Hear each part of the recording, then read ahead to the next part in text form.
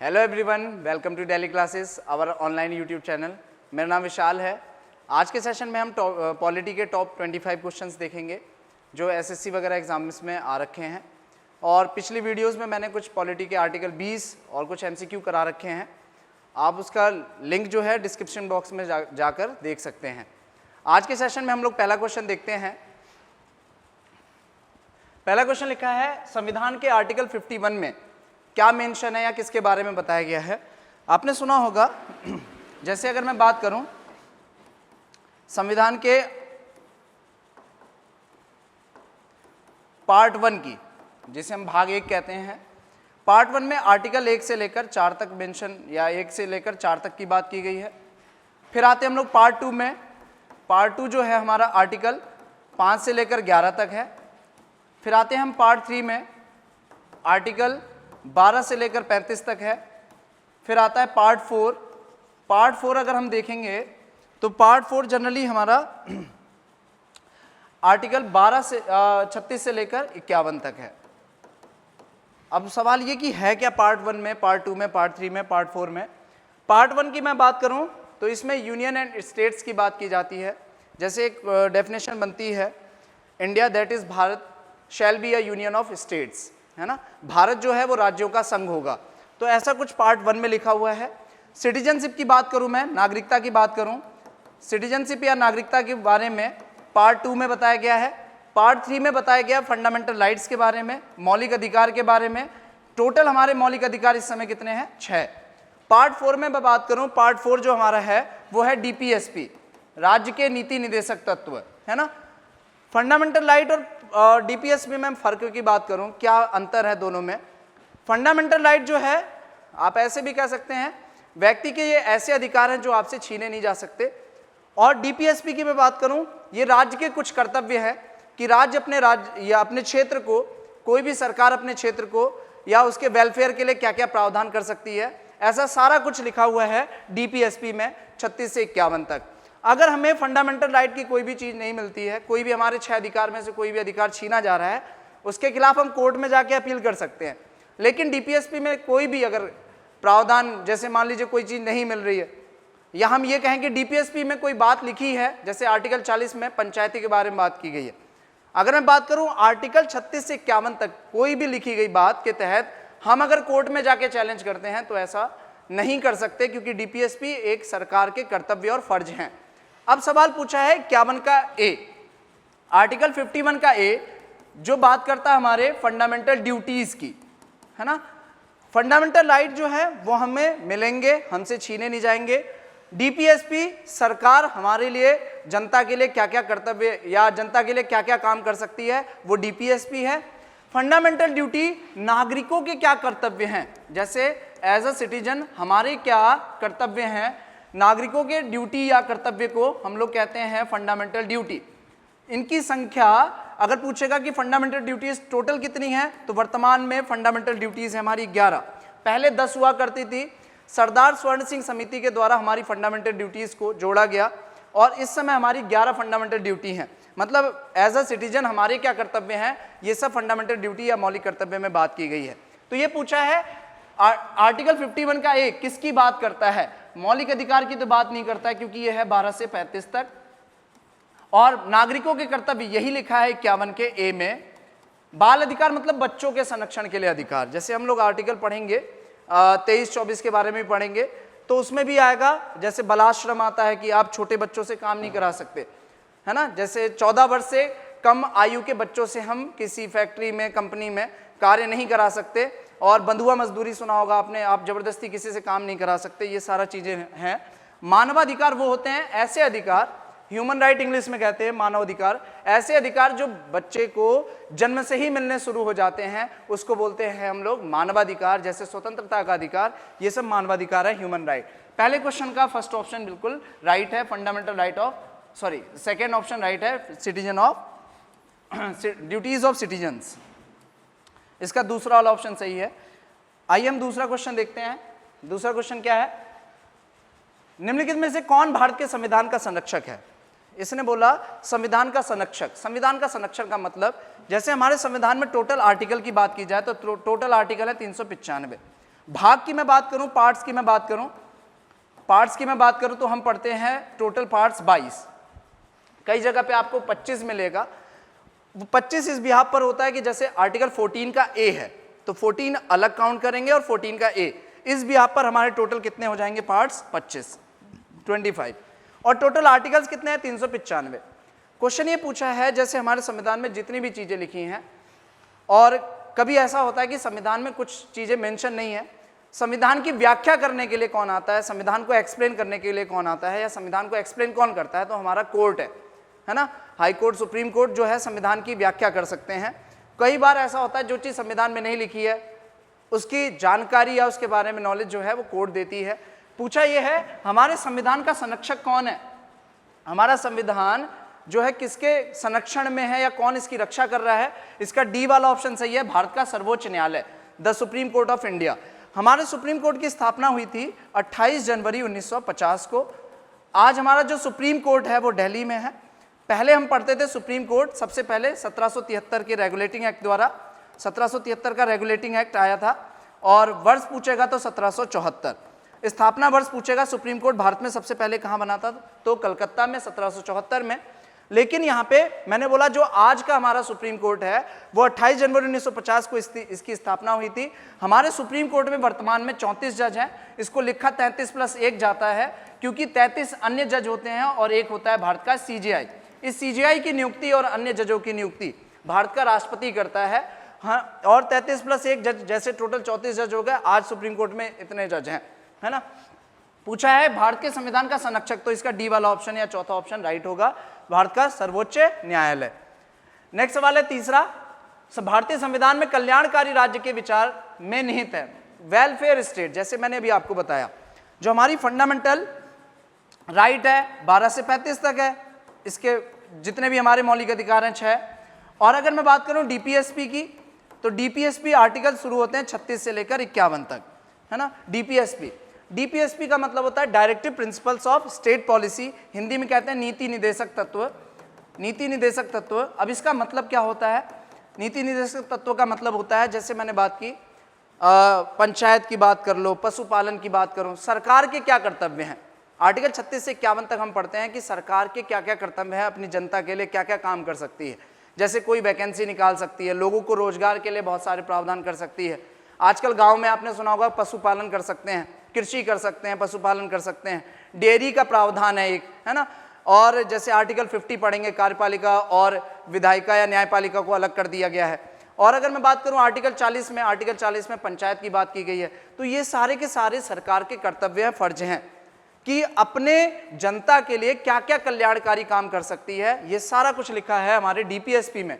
तो ये पूछा है कल्याणकारी राज्य, वेलफेयर स्टेट की बात की गई है, कहां लिखा है ऐसा, डीपीएसपी में, फंडामेंटल राइट में, फंडामेंटल ड्यूटी में, द प्रीएम्बल ऑफ कॉन्स्टिट्यूशन। इसका सही आंसर है डीपीएसपी, ए ऑप्शन सही है, राज्य के नीति निदेशक तत्व। अब हम देखते हैं चौथा क्वेश्चन। चौथे क्वेश्चन में किसकी बात की गई है? चौथा क्वेश्चन है भारत के संविधान ने भारत सरकार अधिनियम का स्थान लिया है। The constitution of India superseded the government of India act.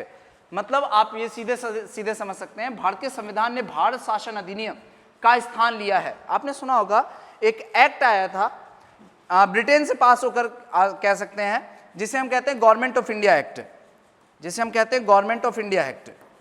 Government of India act 1935 में पास होकर आया था। जैसे हम लोग कहते भी हैं कि जो 1935 में ब्रिटेन से एक एक्ट पारित होकर आया था, भारत के लिए आया था। इसमें आज के जो संविधान में आर्टिकल्स है ना, more than 50% articles government of India act 1935 से ही लिए गए हैं, है ना। 260 से प्लस आर्टिकल्स माने जाते हैं कि भारत शासन अधिनियम 1935 से लिए गए हैं। 1935 के अधिनियम के तहत ही म्यांमार को या बर्मा को भारत से अलग कर दिया गया। म्यांमार या बर्मा को भारत से अलग कर दिया गया, और 1935 के तहत ही भारत में आरबीआई की स्थापना की गई, रिजर्व बैंक ऑफ इंडिया, जिसकी स्थापना हुई है 1 अप्रैल 1935 को। 1 अप्रैल 1935 को इसकी स्थापना की गई है। और इसके अलावा आपने सुना होगा एक फेडरल कोर्ट, जिसे संघीय न्यायालय कहते हैं। फेडरल कोर्ट की स्थापना फेडरल कोर्ट या संघीय न्यायालय की स्थापना इसी एक्ट के तहत हुई थी, government of India act 1935 act के तहत 1 अक्टूबर 1937 को। 1 अक्टूबर 1937 को दिल्ली में फेडरल कोर्ट या संघीय न्यायालय की स्थापना की गई। पूछा है ये भारत शासन अधिनियम का स्थान लिया गया है, जो ये तीसरा ऑप्शन सही है इसका 1935, इसका तीसरा ऑप्शन सही है 1935। अब देखते हैं हम लोग पांचवा क्वेश्चन। आज का पांचवा क्वेश्चन है भारतीय संविधान में पहला संशोधन को किया गया था। ये एसएससी के क्वेश्चन ज्यादा हैं इसमें आज के सेशन में। क्वेश्चन ये पूछा है भारतीय संविधान में पहला संविधान संशोधन मतलब फर्स्ट अमेंडमेंट। जैसे मैं बात करता हूं, हमारा संविधान जो बनकर तैयार हो गया था, संविधान कॉन्स्टिट्यूशन बनकर तैयार हुआ था 26 नवंबर 1949 को, 26 नवंबर 1949। लेकिन संविधान में उस समय लगभग 16 आर्टिकल ऐड किए गए थे या लागू किए गए थे 26 नवंबर से ही। लगभग 16 आर्टिकल को उसी दिन से लागू कर दिया गया था। बट 26 नवंबर 1949 को हमारे संविधान के सारे आर्टिकल एक साथ लागू नहीं किए गए थे। बाकी जो बचे हुए आर्टिकल्स थे उसको लागू किया गया 26 जनवरी 1950 से। 26 जनवरी 1950 से बचे हुए आर्टिकल्स को लागू कर दिया गया, है ना। अब इसमें हुआ क्या, जैसे मैं बात करूं, यहां पे पूछा भारतीय संविधान में पहला संविधान संशोधन कब किया गया।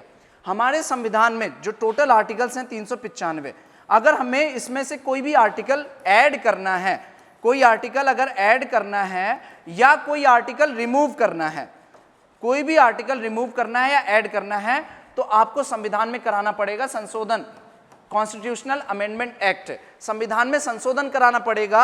जो आर्टिकल है संविधान संशोधन का, अमेंडमेंट का, आर्टिकल 368। 368 में कहा गया है संविधान में संशोधन।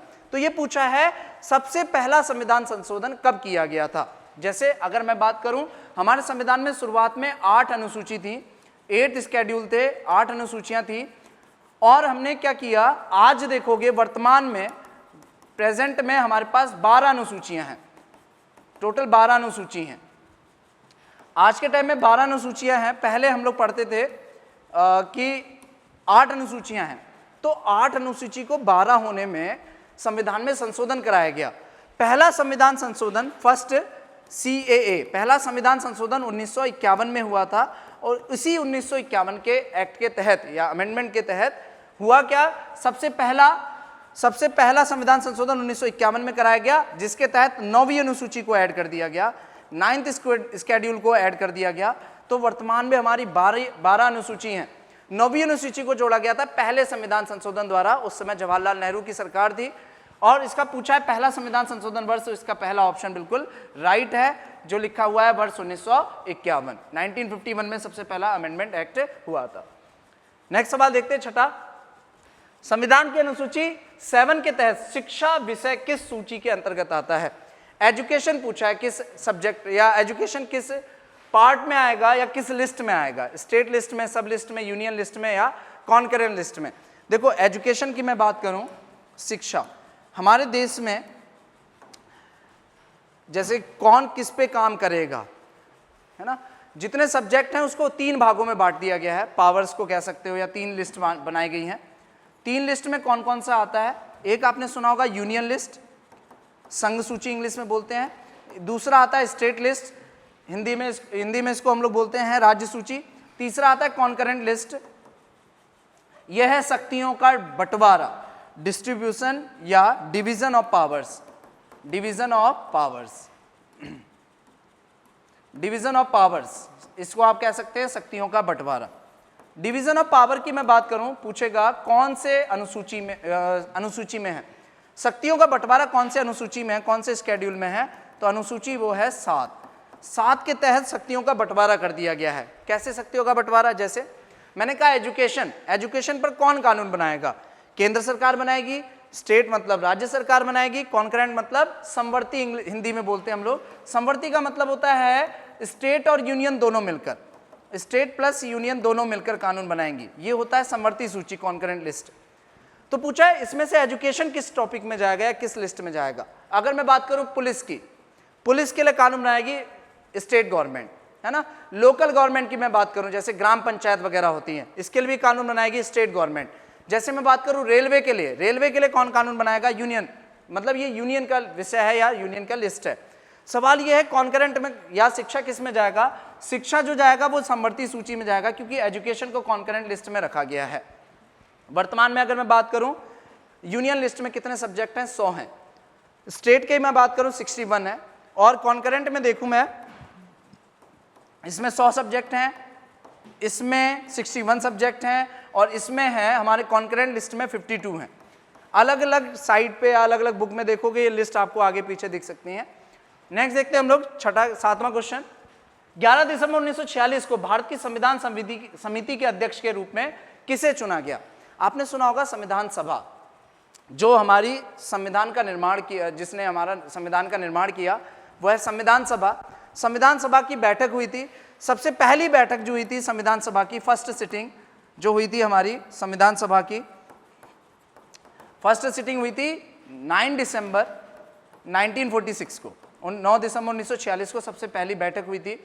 दूसरी बैठक पूछेगा, दूसरी बैठक या सेकंड सिटिंग, दूसरी बैठक हुई थी 11 दिसंबर 1946 को।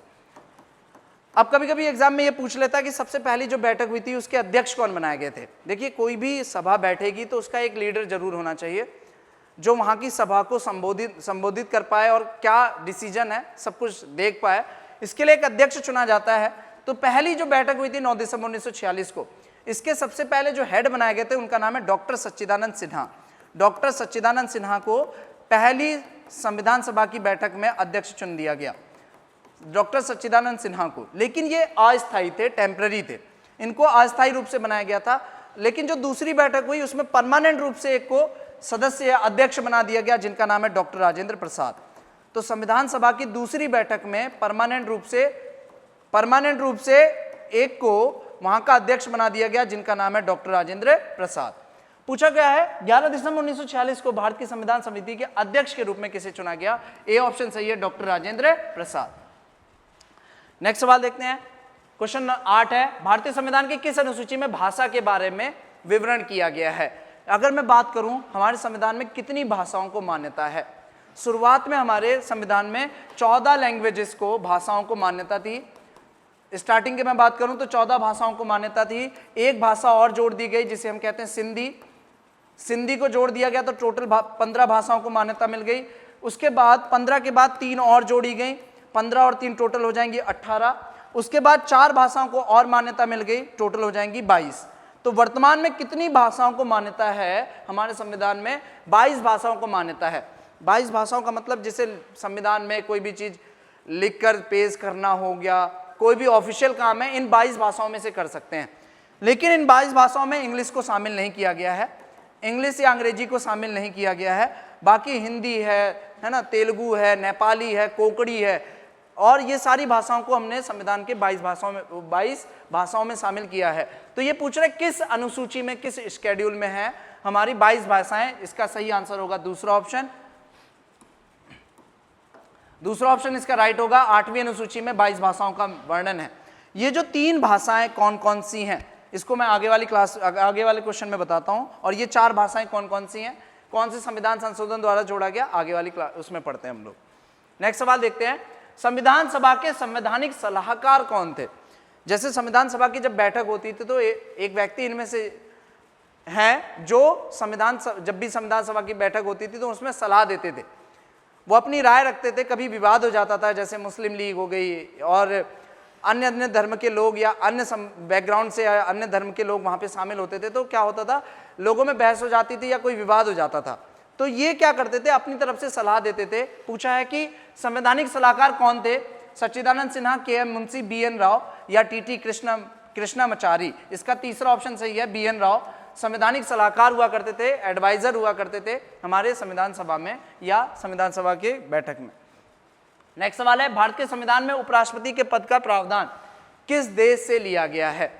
उपराष्ट्रपति आपको पता होगा देश का दूसरा सबसे बड़ा पद माना जाता है उपराष्ट्रपति का पद, क्योंकि सबसे ऊपर या भारत का प्रथम नागरिक हम लोग मानते हैं राष्ट्रपति को, और दूसरा सबसे बड़ा पद मानते हैं हम लोग उपराष्ट्रपति के पद को, है ना। तो सवाल ये पूछा है उपराष्ट्रपति या वाइस प्रेसिडेंट का पद, वाइस प्रेसिडेंट का पद किस देश से लिया गया, अमेरिका, जापान, जर्मनी या ब्रिटेन। इसका सही आंसर होगा फर्स्ट, प्रेसिडेंट और वाइस प्रेसिडेंट दोनों का पद अमेरिका से लिया गया है। अगर मैं बात करूं प्रेसिडेंट के पद की, हमारे भारत में आप कह सकते हैं प्रेसिडेंट का कार्यकाल जो होता है 5 साल का होता है, 5 साल का कार्यकाल होता है 5 साल का 5 ईयर का कार्यकाल या टेन्योर होता है हमारे इंडिया में। और अगर मैं बात करूं अमेरिका या यूएसए के प्रेसिडेंट की, यूएसए में जो प्रेसिडेंट बनते हैं, यूएसए में जो राष्ट्रपति बनते हैं, उनका जो टेन्योर होता है वो 4 साल होता है, उनका कार्यकाल होता है 4 साल के लिए। मतलब वहां पे एक राष्ट्रपति 4 साल के लिए अपॉइंट होता है और वहां मैक्सिमम 2 बार ही राष्ट्रपति बन सकते हैं। लेकिन भारत में आप जितनी मर्जी बार राष्ट्रपति बन सकते हैं, लेकिन प्रेसिडेंट या राष्ट्रपति बनने के लिए मिनिमम एज, न्यूनतम आयु कितनी चाहिए? 35 साल। अगर राष्ट्रपति बनना है तो मिनिमम एज चाहिए 35 ईयर और भारत का नागरिक होना जरूरी है। पूछा है प्रेसिडेंट या वाइस प्रेसिडेंट की पोस्ट किस देश से ली गई है? यूएसए या अमेरिका से। नेक्स्ट सवाल है 11वां, भारत के संविधान का भाग 1 निम्न में से किससे संबंधित है? पूछा है पार्ट 1, जो स्टार्टिंग की मैंने पहली क्लास में या पहले क्वेश्चन में बता दिया था। पार्ट 1 जो बात करता है यूनियन एंड स्टेट्स की बात करता है। पार्ट 1 जो है वो यूनियन एंड स्टेट्स की बात करता है, राज्य एवं संघ की बात करता है, संविधान का हमारा पहला भाग। तो ये पूछा है इसने, संविधान का भाग 1 किससे संबंधित है? प्रस्तावना, मौलिक अधिकार, नागरिकता या संघ और उसके क्षेत्र। इसका चौथा ऑप्शन सही है, the union and it's territory, है ना। तो इसका चौथा वाला ऑप्शन सही है बिल्कुल। नेक्स्ट सवाल देखते हैं, भारतीय संविधान के निर्माण में कितना समय लगा? आपने सुना अभी कि 9 दिसंबर 1946 से बैठक शुरू हो गई थी, या पहली बैठक हुई थी 9 दिसंबर 1946 को। संविधान को निर्माण के लिए या संविधान के निर्माण के लिए सबसे पहली बैठक हुई थी 9 दिसंबर 1946 को। अब इसकी बैठक कंटिन्यू रहेगी कितने साल तक? 2 वर्ष 11 माह 18 दिन। ये बहुत बेसिक सा क्वेश्चन है, इसका सही आंसर पहला है, 2 साल 11 माह 18 दिन। हमारे संविधान को कंप्लीट बनने में 2 वर्ष 11 माह 18 दिन लगा था। और अगर आपसे पूछता है संविधान लागू कब हुआ, तो 26 जनवरी 1950 को।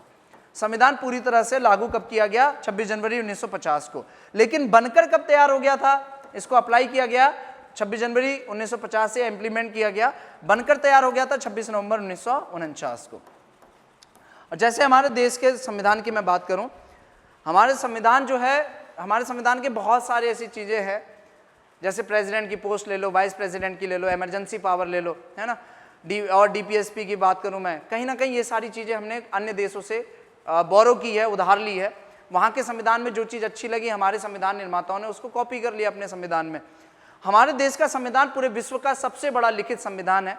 जैसे लिखित की, रिटन की बात करूं मैं, तो हमारा जो संविधान है वो सबसे पहले इंग्लिश में लिखा गया था, बाद में इसको हिंदी और अन्य भाषाओं में ट्रांसलेट किया गया। और जो संविधान में हमारे आर्टिकल है 395 है। ब्रिटेन का संविधान अनरिटन कॉन्स्टिट्यूशन है या लिखित संविधान नहीं है। अगर इसका क्वेश्चन पूछा गया है कि संविधान निर्माण में कितना समय लगा, तो 2 साल 11 माह 18 दिन। नेक्स्ट सवाल है, संविधान के किस भाग में नागरिकता से संबंधित अनुच्छेद है? अभी मैंने आपको बताया था सिटीजनशिप या नागरिकता। नागरिकता के लिए जो आर्टिकल है, सिटीजनशिप के लिए आर्टिकल है 5 से लेकर 11 तक। नागरिकता आपकी कैसे छीनी जा सकती है, आपको कैसे नागरिकता मिल सकती है, आप भारत के नागरिक किस प्रकार से बन सकते हैं, कोई विदेशी अगर भारत में आके नागरिकता लेना चाहता है किस प्रकार से ले सकता है, ये सारा विषय 5 से 11 के बीच में है। अगर आप भारत में कोई ऐसी एक्टिविटी करते हैं जिससे यहाँ की जनता प्रभावित हो रही है, या आप किसी आतंकवाद संगठन को मदद कर रहे हैं, ऐसे कुछ केसेस में आपकी नागरिकता छीनी जा सकती है। नागरिकता संसद के द्वारा छीनी जा सकती है। और ये पूछा है नागरिकता कौन से पार्ट में है?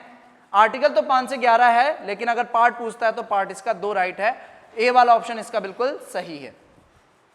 नेक्स्ट सवाल, सशस्त्र विद्रोह शब्द निम्न में से किस संवैधानिक संशोधन अधिनियम द्वारा पेश किया गया था?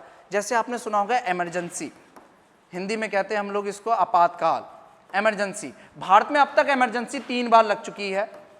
अब तक भारत में इमरजेंसी या राष्ट्रीय आपातकाल 3 बार लग चुकी है। एक बार लगी थी पहली बार 1962 में, फर्स्ट टाइम। दूसरी बार लगी थी 1971 में, सेकेंड टाइम। और तीसरी बार लगी थी 1975 में। 1975 से लेकर 1977 तक थी थर्ड टाइम, है ना, तत्काल रूप से। और 1975 से 77 तक भारत में आपातकाल लगे हुआ था। पूछा हुआ है इस सशस्त्र विद्रोह को, शब्द को किस संवैधानिक संशोधन अधिनियम द्वारा पेश किया गया? मतलब जो आंतरिक अशांति थी, इंटरनल डिस्टर्बेंस था, उसकी जगह एक नया शब्द ले आए, आर्म्ड रिबेलियन, जिसे हम कहते हैं सशस्त्र विद्रोह। आंतरिक अशांति को हटाकर सशस्त्र विद्रोह को जोड़ा गया। कौन से संविधान संशोधन द्वारा ये पूछा है? वो संविधान संशोधन है 44वां संविधान संशोधन 1978। उस समय भारत के प्रधानमंत्री मोरारजी देसाई हुआ करते थे। मोरारजी देसाई के समय में इस शब्द को, आंतरिक अशांति शब्द को आर्म्ड रिवेलियन में चेंज कर दिया गया। क्वेश्चन नंबर 14 का तीसरा वाला ऑप्शन बिल्कुल राइट है। आइए हम 15 क्वेश्चन देखते हैं। 15 क्वेश्चन में क्या है? 15वां क्वेश्चन है, भारत के संविधान का मसौदा तैयार करने वाली संविधान सभा के सदस्य थे the member of the constituent assembly which drafted the constitution of Indian वर।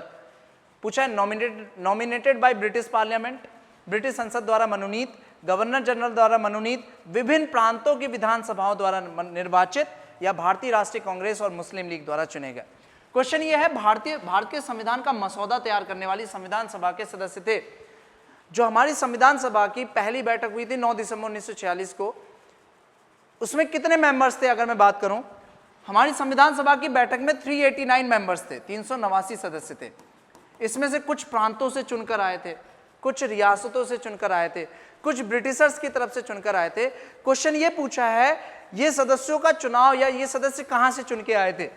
इसका ब्रिटिश संसद द्वारा मनोनीत बिल्कुल गलत होगा, गवर्नर जनरल द्वारा मनोनीत ये भी गलत होगा, विभिन्न प्रांतों की विधानसभाओं द्वारा निर्वाचित। इलेक्शन होता था इनके लिए, अलग अलग प्रोविंसेस से, अलग अलग प्रांतों से इलेक्शन हुआ करता था। इसका थर्ड वाला ऑप्शन बिल्कुल राइट है। अब देखते हैं हम लोग 16वां क्वेश्चन। 16वां क्वेश्चन में किसकी बात की गई है? 16वां क्वेश्चन है, 103वां संविधान संशोधन किससे संबंधित है? 103 या 103वां संविधान संशोधन किससे संबंधित है? अगर मैं बात करूं संविधान संशोधन की, तो टोटल अब तक 105 संविधान संशोधन हो चुके हैं जो पूरी तरह से सक्सेसफुल हुए हैं। कई बार होता है क्या ना, अब मैं अगर आपको बताऊं कॉन्स्टिट्यूशनल अमेंडमेंट एक्ट या संविधान संशोधन होता कैसे है, संविधान संशोधन के लिए कौन सा आर्टिकल है या संविधान संशोधन होता कैसे है, अगर मैं उसकी बात करूं तो पहली बात तो संविधान संशोधन अमेंडमेंट जो है, संविधान संशोधन या अमेंडमेंट जो है वो आर्टिकल 368 में है, आर्टिकल 368 में। कोई भी बिल है सबसे पहले ये पेश करना पड़ता है हमें संसद में, पार्लियामेंट में। अगर बिल को आपको पास करके एक्ट बनाना है, अगर बिल को पास करा के एक्ट बनाना है तो आपको इसको पार्लियामेंट से ले जाना पड़ेगा, संसद से ले जाना पड़ेगा। संसद के आपको पता है 3 अंग होते हैं, पार्लियामेंट के हमारे 3 अंग होते हैं। एक होता है लोकसभा, एक होता है राज्यसभा और एक होता है प्रेसिडेंट या राष्ट्रपति।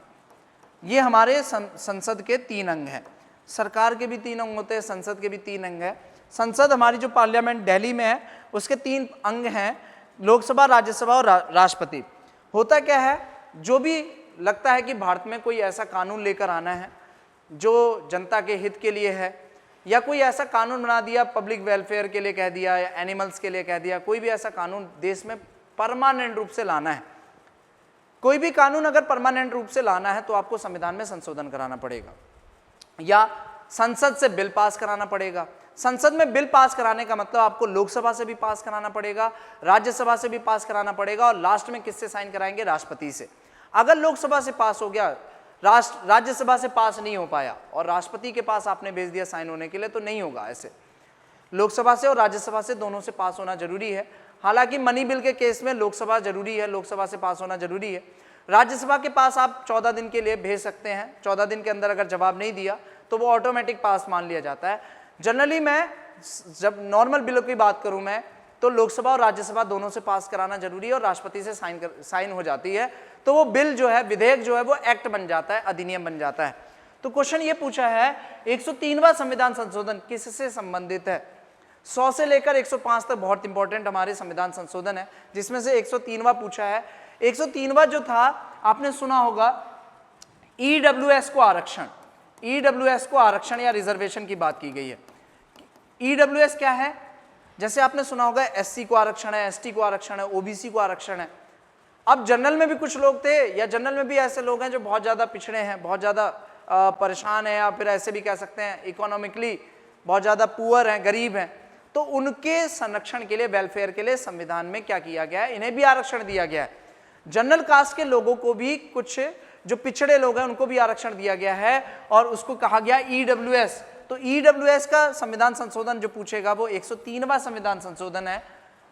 ये इसका दूसरा वाला ऑप्शन सही है, इकोनॉमिक रिजर्वेशन। आर्टिकल 15 के 6 और 16 के 6 दोनों में ही ईडब्ल्यूएस को जोड़ा गया है और इसके लिए 103वां संविधान संशोधन किया गया। आज का देखते हैं 17वां सवाल। भारत के संविधान के किस भाग में केंद्र और राज्यों के बीच वित्तीय संबंधों का वर्णन है? आपने सुना होगा एक फाइनेंस कमीशन, वित्त आयोग बोलते हैं, जिसका वर्णन आर्टिकल 280 में। फाइनेंस कमीशन की मैं बात करूं, फाइनेंस कमीशन जिसे फाइनेंस कमीशन भी बोलते हैं, वित्त आयोग, ये जो है आर्टिकल 280 में है। आर्टिकल 280 में एक्चुअल में होता क्या है, जो जनता के द्वारा टैक्स दिया जाता है वो कहीं ना कहीं भारत के संचित निधि में इकट्ठा होता है। केंद्र सरकार में ज़्यादातर जो नौकरियां होती हैं उनमें भारत के संचित निधि से या कॉन्सोलेटेड फंड से ही वेतन दिया जाता है, भत्ता दिया जाता है। अगर मैं बात करूं कॉन्सोलेटेड फंड या संचित निधि की, तो ये आर्टिकल 266 के 1 में है।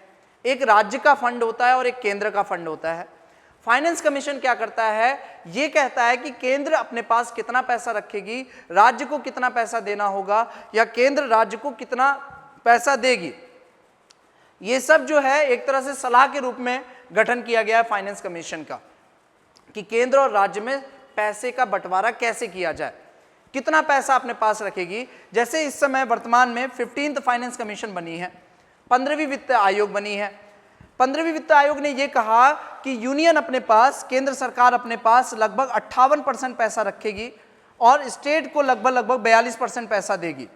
ये 15th फाइनेंस कमीशन की रिपोर्ट है कि 58% पैसा अपने पास रखेगी केंद्र और जो भी पैसा आएगा उसमें से 42% हम स्टेट को देंगे। तो ये पूछा केंद्र और राज्य के बीच में पैसों का बंटवारा किस आर्टिकल के या किस भाग में है, 10 में है, 11 में है, 12 में है या फिर हमारे पार्ट 13 में है। इसका सही आंसर 3 सही है, पार्ट 12 में सही है। पार्ट 12 में दिया गया है केंद्र और राज्य के बीच में वित्तीय मतलब पैसों का बंटवारा या लेन देन। नेक्स्ट सवाल है, भारतीय संविधान की 8वीं अनुसूची में कितनी भाषाओं को, जैसे अभी मैंने बताया आपको, भारतीय संविधान में 22 भाषाओं को मान्यता दी गई है, लेकिन शुरू से 22 भाषाएं नहीं थी। शुरू में 14 हुआ करती थी, एक जोड़ा गया। एक किसको जोड़ा गया? सिंधी को। सबसे पहला अगर पूछेगा तो एक जोड़ा गया सिंधी को, एक जोड़ा गया सिंधी को और 14 + 1 हो गई टोटल 15। फिर 15 के बाद में 3 और जोड़ा गया, 15 में 3 और जोड़ा गया। 3 का जो ट्रिक है याद करने का वो है नमक। आप इस ट्रिक से याद कर सकते हैं। नमक, नमक मतलब क्या है? न का मतलब होता है नेपाली, म का मतलब होता है मणिपुरी और का का मतलब है कोंकणी।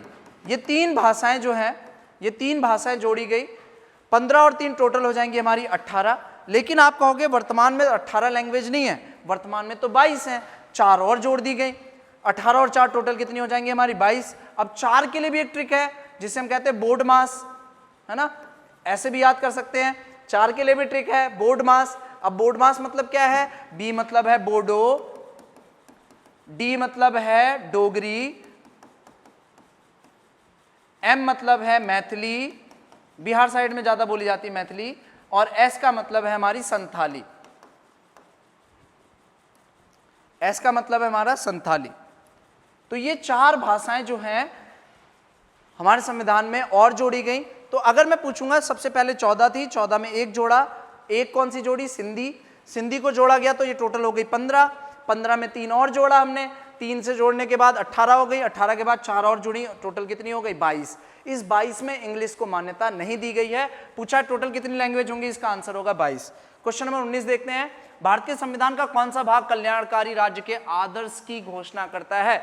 अभी मैंने बताया वेलफेयर ऑफ स्टेट, कल्याणकारी राज्य जो दिया गया है डीपीएसपी में, और डीपीएसपी शुरू होते हैं 36 से लेकर 51 तक। इसमें से एक आर्टिकल पूछा जाता है 40। 40 की मैं बात करूं, आर्टिकल 40 जो है वो पंचायत से संबंधित है। भारत में पंचायत का गठन, और पंचायत अगर आपसे पूछेगा सबसे पहले पंचायत को किस गांव या शहर से या किस जगह से लागू किया गया, तो पंचायत को सबसे पहले नागौर में लागू किया गया था या नागौर से शुरू किया गया था। वर्ष पूछेगा तो 2 अक्टूबर 1959 की बात है। और अगर मैं बात करूं कि दूसरा ऐसा, नागौर कहां पड़ता है? राजस्थान में है, नागौर पड़ता है राजस्थान में। और अगर मैं बात करूं दूसरा राज्य जिसने लागू किया वो है आंध्र प्रदेश, जिसने पंचायत को अपने गांव में, अपने क्षेत्र में लागू किया था, है ना। तो ये पूछा है कि कौन सा भाग कल्याणकारी राज्य की घोषणा करता है, तो इसका सही आंसर है ए या डीपीएसपी। नेक्स्ट सवाल है, संविधान की प्रस्तावना में वर्णित विभिन्न गंतव्य मूल्यों का सही क्रम क्या है। मतलब जो हम प्रियम्बल या प्रस्तावना देखते हैं, है ना, हमारी जो प्रस्तावना है, प्रस्तावना में शब्दों का सही क्रम कौन सा है, ये पूछा है। जस्टिस, फ्रेटर्निटी, इक्वलिटी, लिबर्टी, या liberty, equality, justice, fraternity, justice, liberty, equality, या फ्रेटर्निटी, इक्वलिटी, फ्रेटर्निटी, लिबर्टी, या जस्टिस। इसका थर्ड वाला ऑप्शन बिल्कुल सही है। पूछा है सीक्वेंस में बताना है, बिल्कुल सही क्रम में। ये भी पेपर का ही सवाल उठाया है। इसका सही क्रम है थर्ड वाला, न्याय, स्वतंत्रता, समानता और बंधुत्व, है ना। नेक्स्ट सवाल देखते हैं 21वां, भारत के संविधान की 11वीं अनुसूची में निम्नलिखित में से कौन सा विषय शामिल है। अब तक तो हम ये पढ़ते थे ना कि 11वीं जो अनुसूची है हमारे संविधान की, 11th शेड्यूल है, वो हमारी 11वीं अनुसूची बात करता है पंचायतों की। ये 11वीं अनुसूची पंचायतों की बात करता है कि गांव में पंचायत का, या गांव में या छोटे छोटे शहरों में पंचायत का गठन किया जाएगा। एक्चुअल में बात करूं ना मैं स्थानीय सरकार की, स्थानीय सरकार, जिसके इंग्लिश में हम लोग कहते हैं लोकल गवर्नमेंट। लोकल गवर्नमेंट जो है ना, लोकल गवर्नमेंट को भी हम दो भाग में बांटते हैं। लोकल गवर्नमेंट को भी दो भागों में बांटते हैं, एक ग्राम के लिए, गांव के लिए, एक ग्राम के लिए या गांव के लिए, विलेज के लिए। और ग्राम में भी या गांव में भी तीन टाइप की सरकार बनती है। एक होती ग्राम पंचायत, और ग्राम पंचायत के ऊपर होती है क्षेत्र पंचायत, क्षेत्र पंचायत, और क्षेत्र पंचायत के ऊपर होता है जिला पंचायत, जिला पंचायत। ये है गांव के लेवल से, ग्राम या विलेज के लेवल से। अब अगर मैं बात करूं कि शहरों के लिए क्या है, शहरों के लिए भी सरकार चुनी जाती है, सिटीज के लिए भी। शहरों के लिए क्या है, शहरों में भी 3 टीयर में या 3 भागों में सरकार को बांटा गया है। जैसे सबसे नीचे रखते हैं हम लोग नगर पंचायत, नगर पंचायत से ऊपर होते हैं नगर पंचायत, नगर पंचायत के ऊपर आता है नगर पालिका परिषद, नगर पालिका परिषद, जिसे म्युनिसिपल भी कह सकते हो आप लोग, नगर पालिका परिषद। और सबसे ऊपर आता है नगर निगम, सबसे ऊपर आता है नगर निगम, सबसे ऊपर आता है नगर निगम। तो ये शहरों के लिए सरकार इस तरह से बांटी गई है, और ये गांव के लिए इस तरह से बांटी गई है। क्वेश्चन में पूछा है इसने कि 11वीं अनुसूची में कौन सा विषय शामिल है। एक्चुअल में तो 11वीं अनुसूची पंचायतों की बात करता है, 11वीं अनुसूची पंचायतों की बात करता है, लेकिन यहां पंचायत ऑप्शन में है नहीं। तो पंचायत को कितने विषय पर कानून बनाने का अधिकार है, पंचायत को 29 विषय पर। 29 सब्जेक्ट्स दिए गए हैं, ये उत्तराखंड के पेपर में भी आ चुका है। पंचायतों को 29 विषय पर कानून बनाने का अधिकार है। तो पूछा है इस 29 में से कौन सा सब्जेक्ट है, पंचायत कौन से सब्जेक्ट पर कानून बना सकती है। इसका सही आंसर है हेल्थ एंड सैनिटेशन, इसका स्वास्थ्य और स्वच्छता सही आंसर है।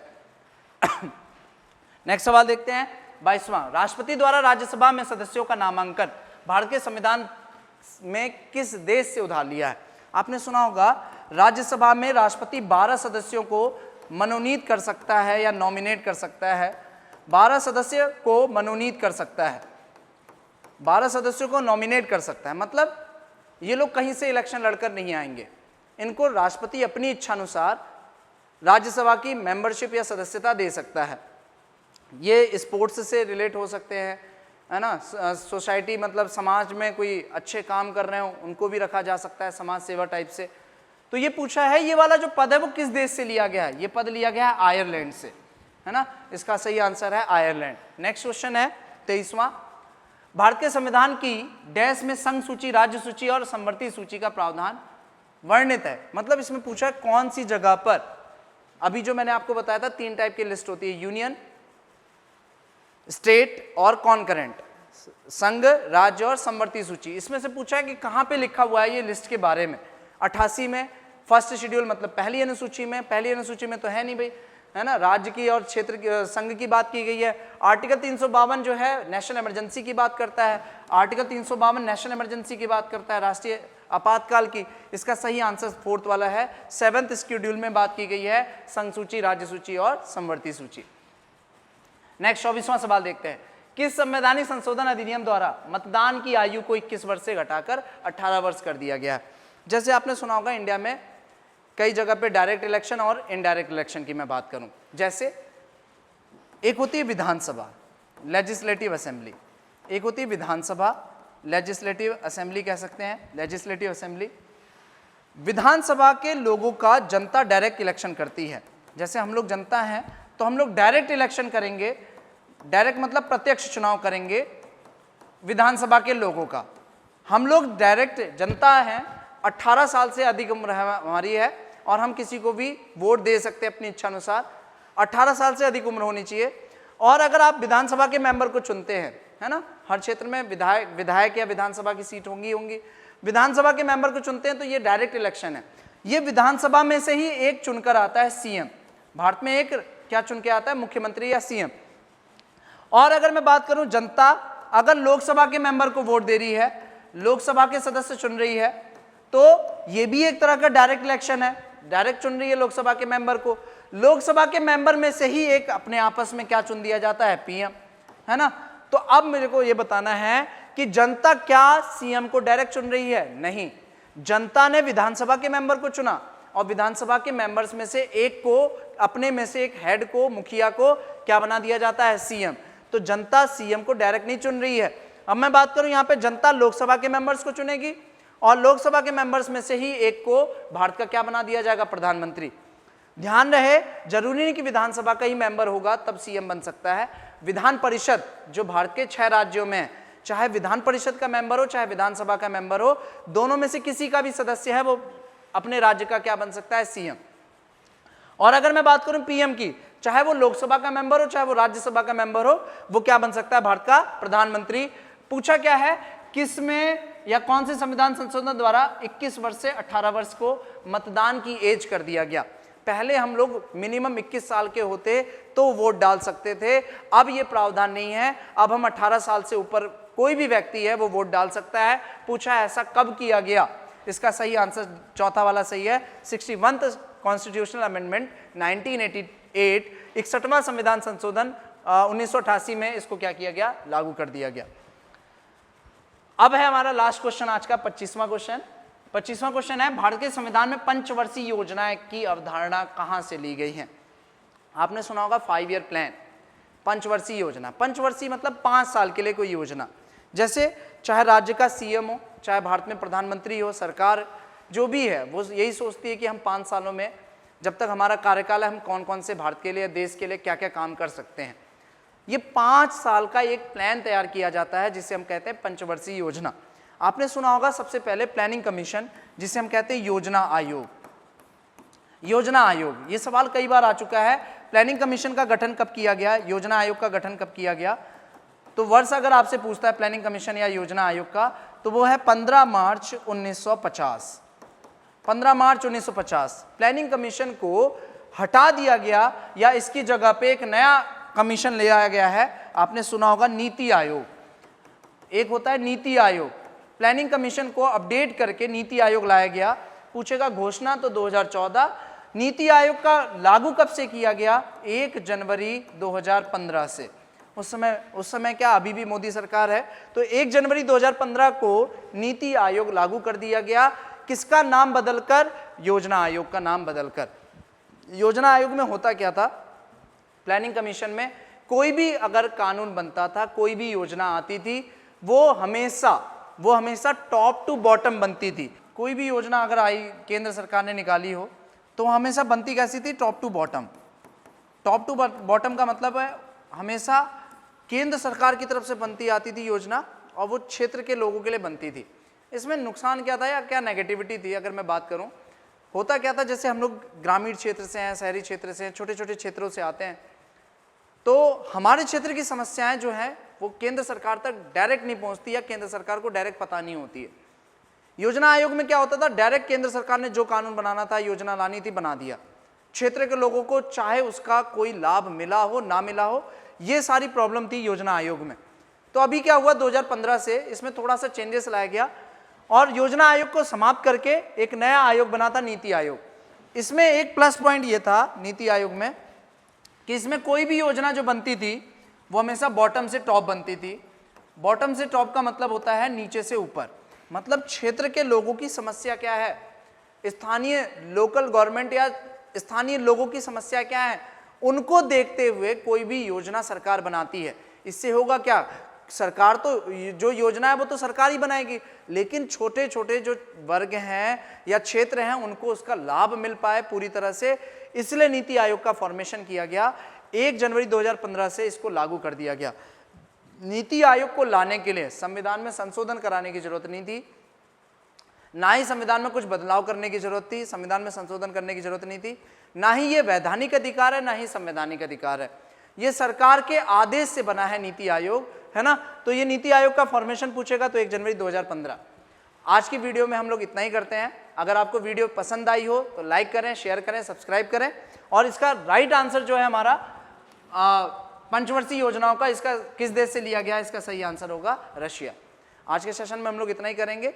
नेक्स्ट वीडियो में आपको पॉलिटी और पॉलिटी के कुछ आर्टिकल्स पढ़ा दूंगा या फिर मैं MCQ ले आऊँगा। अगर आपको लगता है कि पॉलिटी के अलावा कोई और सब्जेक्ट इंपॉर्टेंट है और आप पढ़ना चाहते हैं तो आप कमेंट बॉक्स में बता सकते हैं। आज के लिए बस इतना ही करते हैं। Thank you so much.